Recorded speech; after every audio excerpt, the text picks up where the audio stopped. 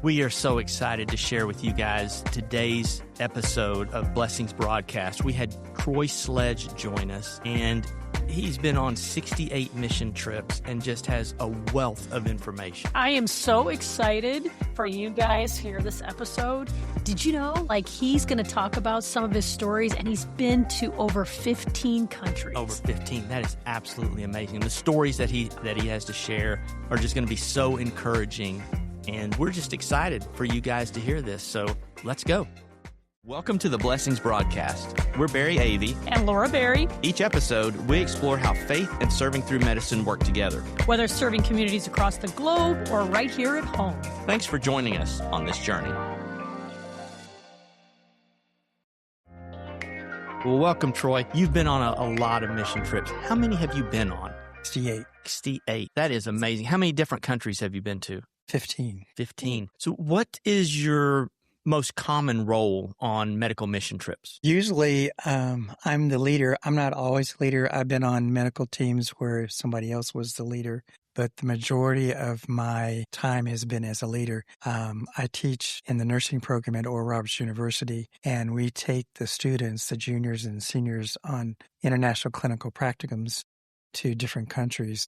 And of course, I'm the faculty member and I lead those trips. But I've also led trips for our church and other avenues like that. Now, you've been on mission trips that were not medical as well, right? Yes. Okay. But for what we'll talk about most of this time today, we'll just kind of focus on medical mission trips. Sure. So with those medical mission trips that you've been on, in addition to being the leader when you've been a nurse, I'm assuming you've been a nurse on some of those trips. What has that experience been like for you? Well, you get to use your skills that you have as a nurse. Really, you get to do a lot more because there's a lot of opportunities to do things differently than in the United States. And one of those things is in a lot of these third world countries, you don't have the resources to do everything, equipment or personnel. So you have to make do. And so it becomes very interesting. But you can still give good patient care even though you don't have all the equipment and necessarily all the personnel all the time. Yeah. Imagine those situations can be really difficult when you're used to having what you need with you here in the U.S. And then you get into that situation and you're having to make things work, so to speak. Right.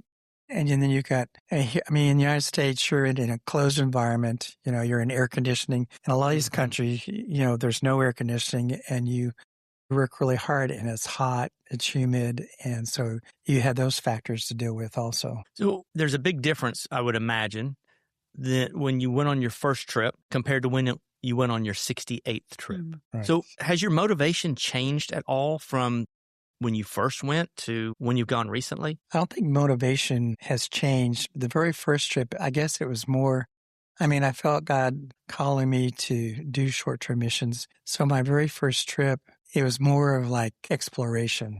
Is this something that I'm really going to really want to do? And so when you say exploration, do you mean your own personal internal exploration, or that was the purpose of that trip, was to explore an area that your team would serve? No, it was personal.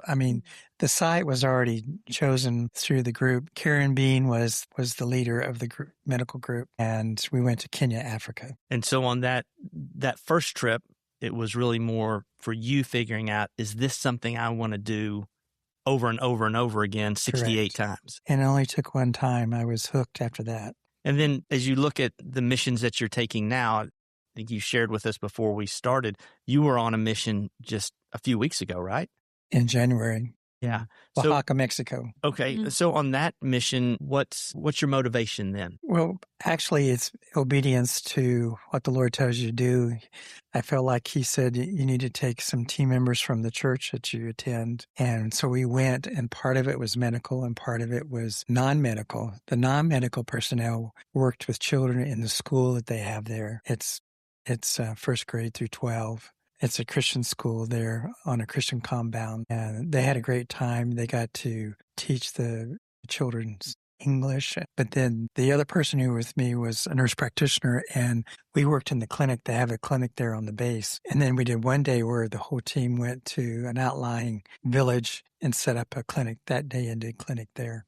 So that's really a nice opportunity for non-medical personnel to be able to be involved in a mission, because we know that there's opportunities on a medical mission trip for non-medical personnel, registration and those sorts of things. But having something a little different to do, like working with children, I'm sure gave them a lot of encouragement and just a really good feeling of being able to help in a different way. Right. Yeah. What are some of the things that stand out to you on some of the trips that you've been on? Is there anything things? Yes, I think one of the most outstanding things that happened, this was the third year that we went to Kenya, and we were supposed to go to this particular village, and we had already gotten all the permits and everything. And when we got there, the mayor or the chief or whoever it was decided that, no, we're going to do the clinic. And so at that time, Karen Bean was the leader again. And so that night, we were all at this hotel, and she gathered the group together and said, okay, we're going to pray, and we're asking the Lord what we're supposed to do tomorrow since we can't have clinic here. So the next morning we got up, and Karen said, Lord said to divide the team into 3 vans, and each van will go off into the Serengeti, which is the wilderness there in Kenya, where the Maasai live, and go off in 3 different directions. And the Lord will guide everybody to where they need to go. So that's what we did. And we had native drivers. I mean, they were Kenyan drivers, but they hadn't necessarily been out driving in the desert, So that's what we did. And the van I was in, we came to this village way out in the middle of nowhere.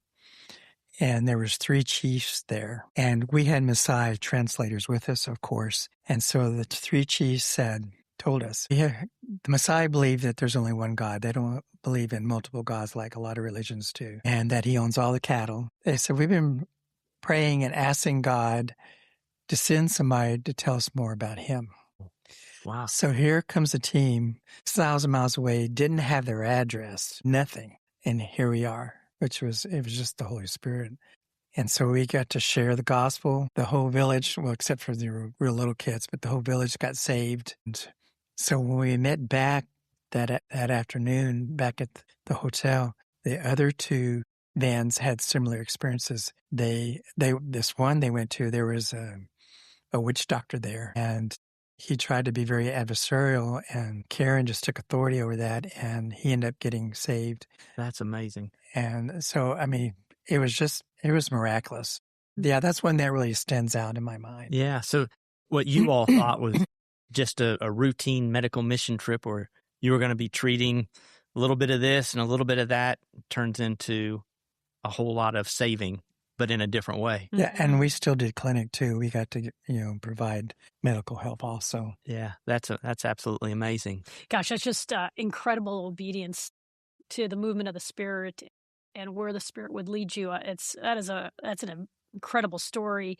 Do you have a specific impactful story regarding one of your patient encounters? And if so, could you share that with us? Yes. One thing that's very, this was in Kenya. I went to Kenya 3 times. You see a lot more of the miraculous in these third world countries than you initially do in the United States, because I think, for one, the people there are more open to the spiritual realm. Yeah. Mm-hmm. But there was this one lady, she was an older lady, and she had a contracture of her arm. Her arm was totally paralyzed. She couldn't move it. You couldn't bend it. I mean, it was totally immobilized. And there was nothing that we could do for her medically. So I just laid hands on her and prayed for her. And all of a sudden, her hand just shut up, and she started waving her arm and jumping up and down and crying. I mean, we saw blind eyes opened. We saw deaf ears opened. It was just the miraculous that, God was showing up in signs and wonders into his word and salvation. That's absolutely amazing. Yeah, that is, I can only imagine what you bring back to share with folks when you get back. And if there's so you've got this incredible story that you can share with others who want to know, what did you see? What did you learn? Is there a particular face, a particular name, without giving too much away, obviously, of a patient encounter that stays with you when you get back home and you're in that quiet moment and you begin to reflect on your trip? Can you share a little bit with us, like, who is that, and why is that a story that continues to make an impact on your life? Well, it's not really just one person. It's, you come back and different faces come to you at different times. You remember that moment when you met that person, what you did for them. I remember when we were in Kaliningrad, Russia, there was one nephrologist that was on the team, and this lady came in, and she was coming in for her husband because he really couldn't attend the clinic that we were doing, but she brought all of his medical papers, and we had an interpreter. And so the interpreter went over all the information with the nephrologist, and he spoke with her. He was very gentle with her. He said, I think this is good things that are going on with your husband. This is something I think needs to be changed. You need to talk to your physician here about that. I'd be glad to write a recommendation. And when he got through, she just grabbed him and hugged him and started crying. And he looked at me and he said, I never get this in the United States. And he said, people show gratitude here. So I would imagine it's all those faces, all of those experiences is what keeps you going back. Oh, yeah. And keeps you engaged in missions. Another story was, and this happened to me personally, this was in Russia again. I've been to Russia 18. My goodness, wow. And it was really, I think it was about the third or fourth trip in. Because we worked with a lot of orphans in Russia at the time when they allowed it. And we went to this one orphanage, and there was this one little girl, she was about 5 years old. And she had apparently come from an abusive environment. And the workers there told us that she would not talk. You just, you'd ask her questions. She would let you know by nodding her head like for yes and no questions, but she would not talk. So they wanted me to examine her. So I sat her on my lap and got my stethoscope out and started listening to her lungs and her heart. And I kept talking to her in Russian. I had learned some Russian phrases. And all of a sudden, she looked up at me and she started talking in Russian. The ladies, the workers there, their eyes got huge and they started crying. And it was just another miracle of God. Nobody was expecting that. I wasn't expecting it, and they weren't either. That's amazing. Thanks for sharing those stories. I know those will be an encouragement to our listeners. They're certainly an encouragement to Laura and I.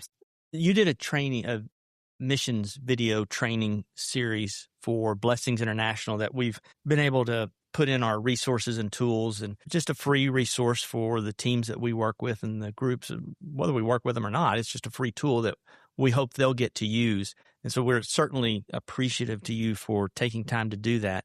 Can you give us a quick summary of what that training covers? Well, it's divided into 3 videos. The first one is called Preparation. Anytime you do a short-term or a long-term mission trip or missions, 80% is preparation and 20% is implementation.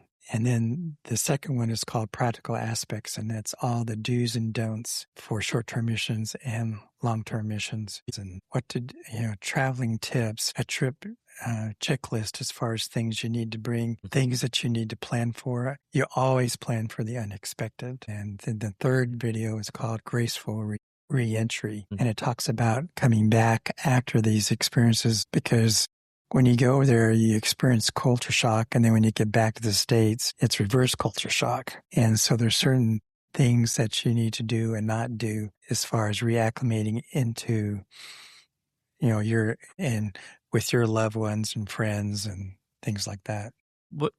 How would you describe reverse culture shock? Well, when you go over there, you see a lot of poverty. And people just, 2/3 of the world goes to bed hungry every night. Mm-hmm. And you just don't, I realize in the United States, there's still people who go hungry, but statistically it's low compared to other countries. Yeah. So a typical reaction can be when you get back, and it's not necessarily a good reaction. People can get cynical and say, look at all this stuff, look at all this waste, and they start being critical. You just need to come back and say, look how awesome God was. Yeah. Look at how these people were helped. And I'm so glad that we had the resources here so that we can do that. Yeah. I remember coming back on my first trip from Haiti. And for those who've been to Haiti, just like any other developing nation, roads there are phenomenally bad. And I was coming back, and it was in the evening, 9, 10 o'clock at night, driving down 6-lane interstate. I'm the only car out there.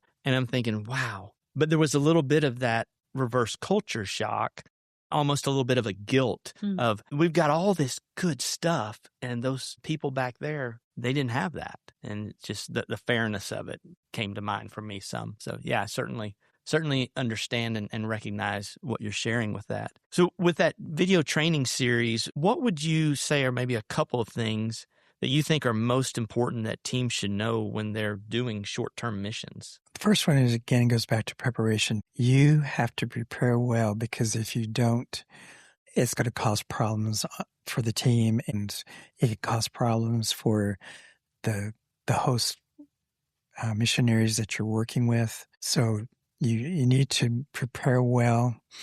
And I always stress to the team members, you have to be flexible and get rid of your expectations. Flexible and adaptable. Or at least get rid of your unrealistic expectations. Like I said, part of the preparation is you go everything that they're going to encounter. The climate, the toilets, the lack of toilets, the insects, and especially if you go into malaria endemic areas where malaria is very prevalent. And so you've got all those precautions that you have to do so that you don't end up getting bitten by mosquitoes. Yeah. So preparation is a big thing. Yeah.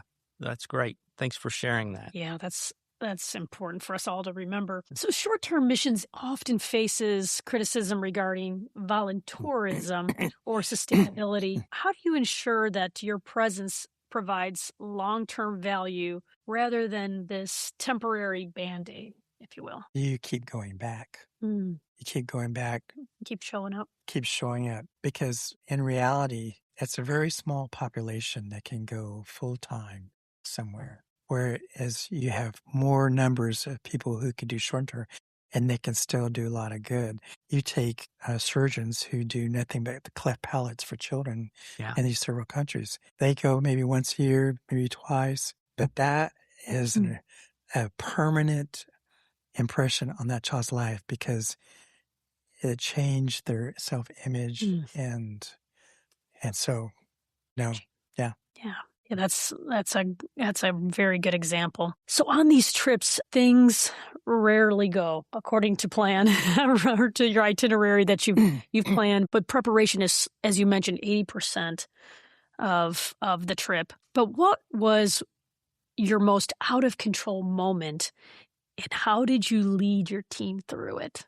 Well, this was in 1988. We took a team from Grace Fellowship to the Philippines, and it was a 3-week trip.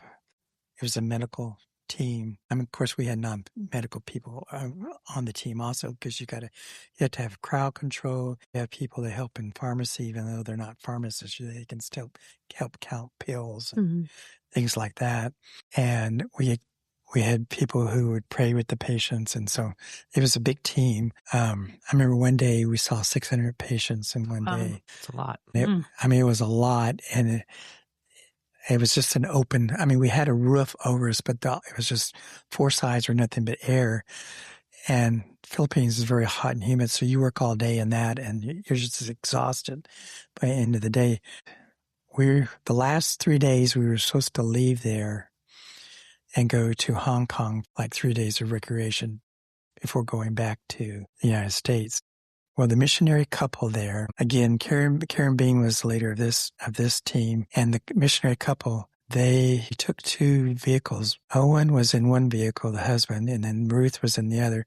And Ruth and Karen and the team they were on the bus and all that. They took the team, because it was a large team. There was like 35 people on the team. So we were going to the airport in Manila.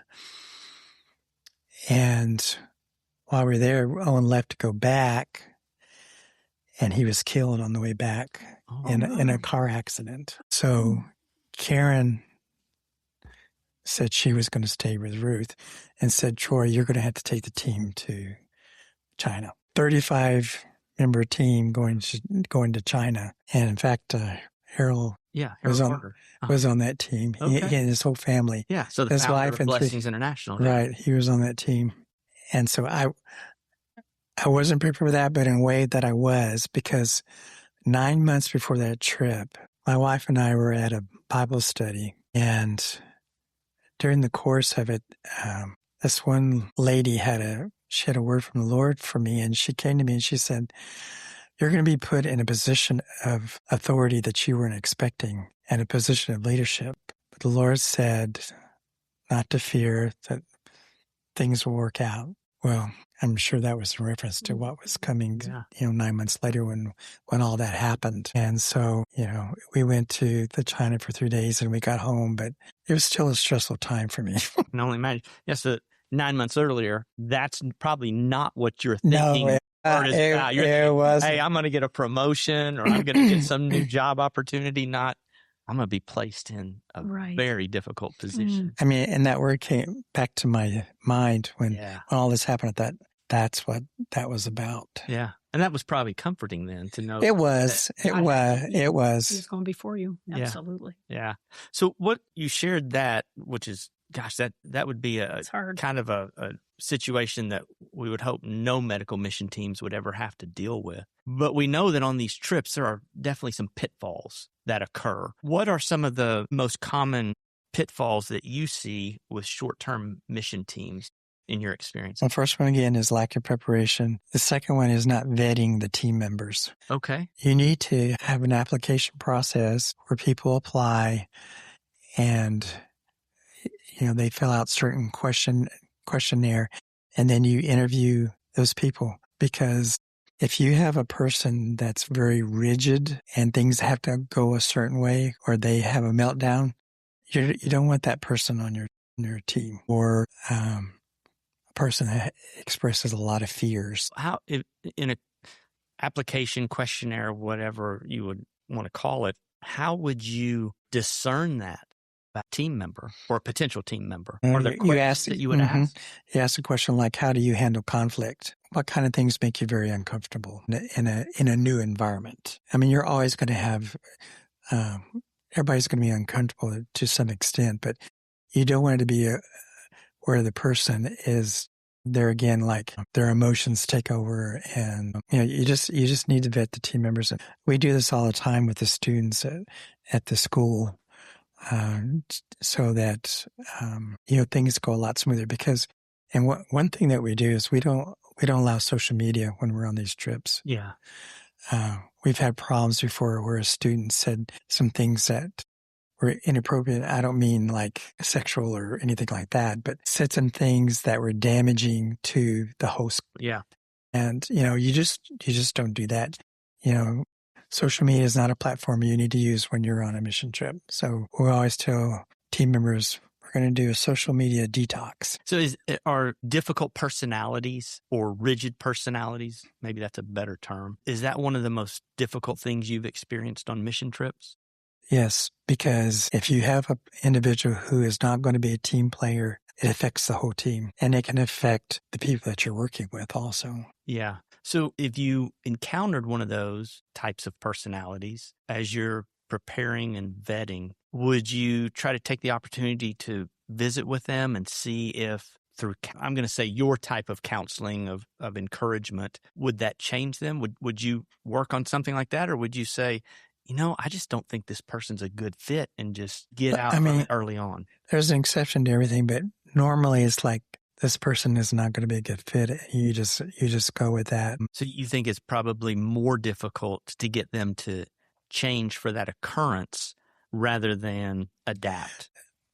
9 times out of 10, this is a pattern in their life because of family of origin, things that have happened in life, traumas.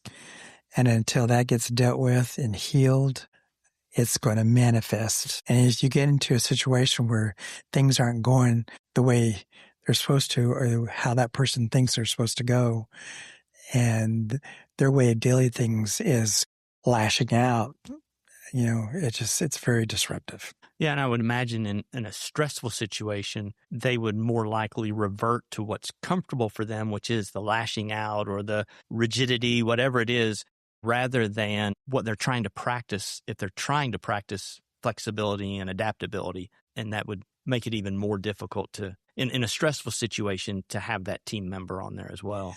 One thing that we do tell all the team members, and I've had very few experiences where team members were really bad, but one thing we make clear is if you if you exhibit behavior that's going to be detrimental to the team, detrimental to the host country, you will be sent home. You will not stay any longer with the group. You will be sent home. On your own dime. Well, it's sort of like the round trip ticket was already paid for, so they just leave early. Yeah. So, They just need to get a change ticket. and I've never had to do that thus far, but it's gotten close a couple of times. It's probably helpful to know that that option is available. Right. And they know it's available. Yeah.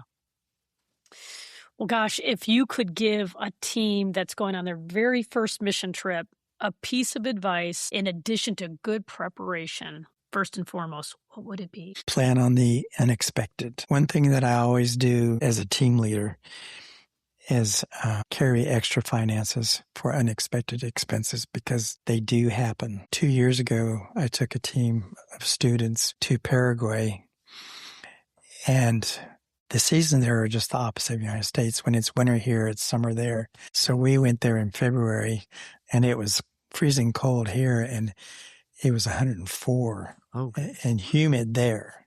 And so when we got there, where I was staying, my room had air conditioning, but there was the room that it was me and 6 girls. That's one thing. I always try to get more guys on missions, and it always seems to be the girls that go and the men don't. So we need our listeners to encourage men to go. Yes, most definitely. So the 6 girls were in another room, but there was no air conditioning. Well, by the second day, they were in heat exhaustion. But I had this extra funds that I had brought.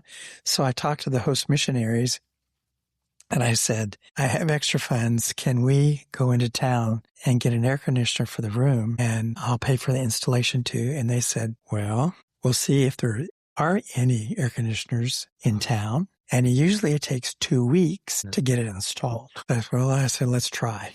We went into town. They had one left, and it got installed the next day. God's favor. Yep. Absolutely. Golly, that's great. But we had the funds to do that. It wasn't a burden on the missionaries. And So expect the unexpected. Right. And prepare for it, and always take extra funds. Don't have you have to have a budget, but always carry extra because you're going to have opportunities to go over that budget that you weren't planning on. Yeah. Well, Laura asked you about the first mission trip for someone. What about second or third mission trip? Would it be different advice or same advice? It depends on the trip because every trip is different. You have a different team. You have a different culture. The basics are still the same. You still have to have good preparation. You have to be flexible, but you have to you have to flow with the Holy Spirit. You can save yourself and the team a lot of grief if you'll just listen and obey. Yeah, that's some great advice. And throughout this, you've given some great advice. But Troy, one of the things we always like to ask our guests is, what is an impactful Bible verse for you and why? It's Micah 6:8. He has shown you, O man, what is good, and what does the Lord require of you but to do justly, to love mercy, and to walk humbly with your God. So if you do those 3 things, you got it made. It doesn't mean you're perfect, but I think that you feel the law of love when you do that. That's fantastic. Thanks for sharing that, Troy. Oh my goodness, I love that. Well, thank you for joining us on the Blessings broadcast. Thank you so much. I really enjoyed the time. We truly appreciate all your time and your amazing stories. Absolutely. Thanks again. Thank you. Appreciate it. Thanks for listening to the Blessings broadcast, a ministry of Blessings International. If this episode encouraged you, share it with a friend or leave a review. Together, we can strengthen faith-based medical missions around the world. Learn how you can partner with Blessings International at blessing.org.